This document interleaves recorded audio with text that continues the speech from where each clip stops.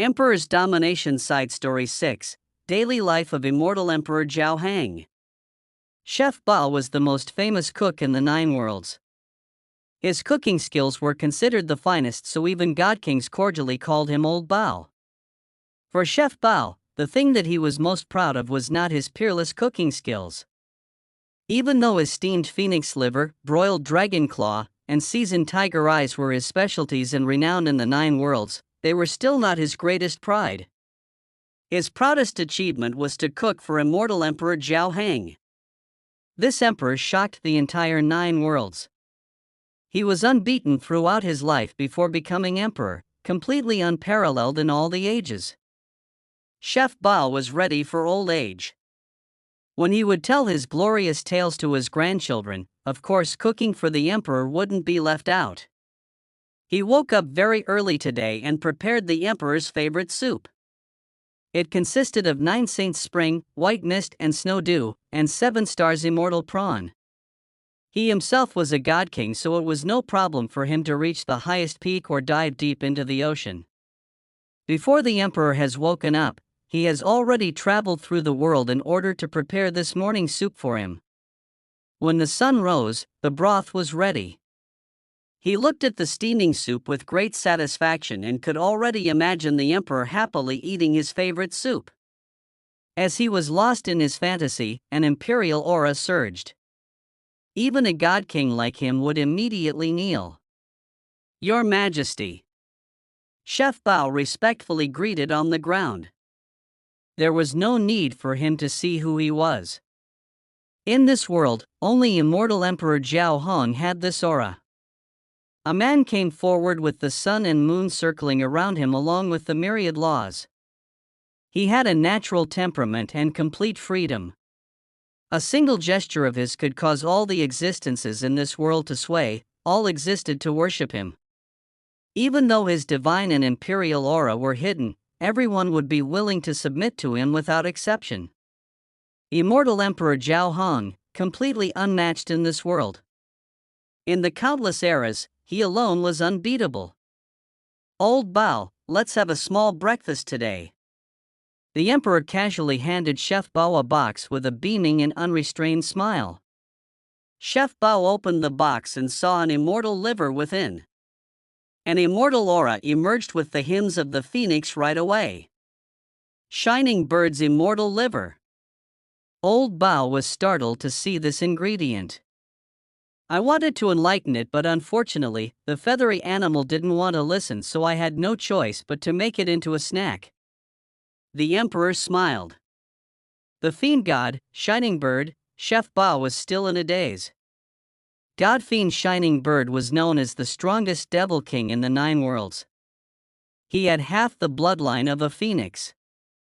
This was an existence who withstood a heavenly tribulation for 3 years, then came back to life with the phoenix rebirth. It swept through the Nine Worlds without facing resistance, but now, immortal Emperor Zhao Hang killed it and took its liver to be his wine snack.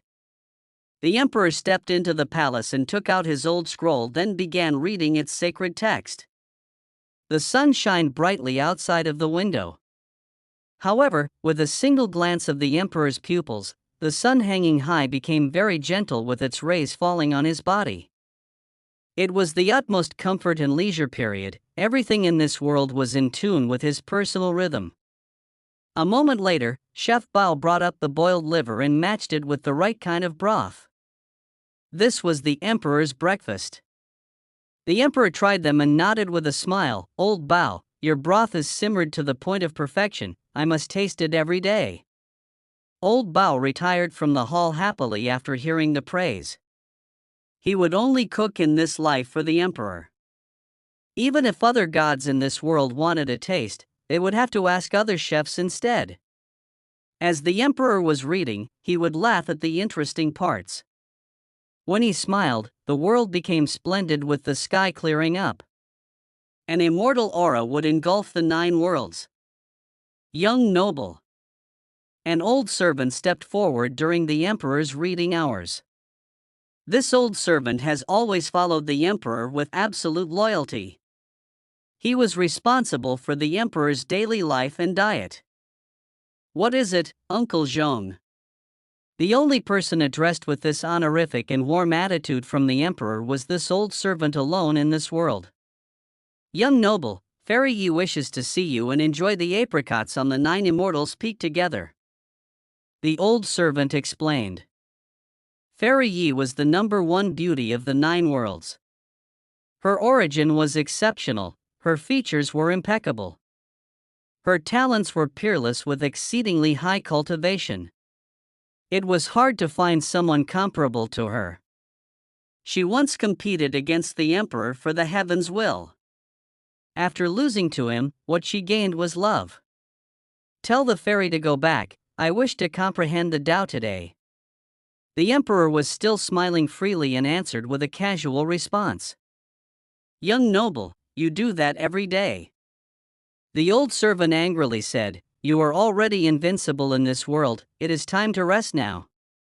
Since you are in charge of the 9 worlds now, it is time to pick an imperial queen. Only this old man would dare to speak to the emperor in this manner. He was worried about his young noble's marriage.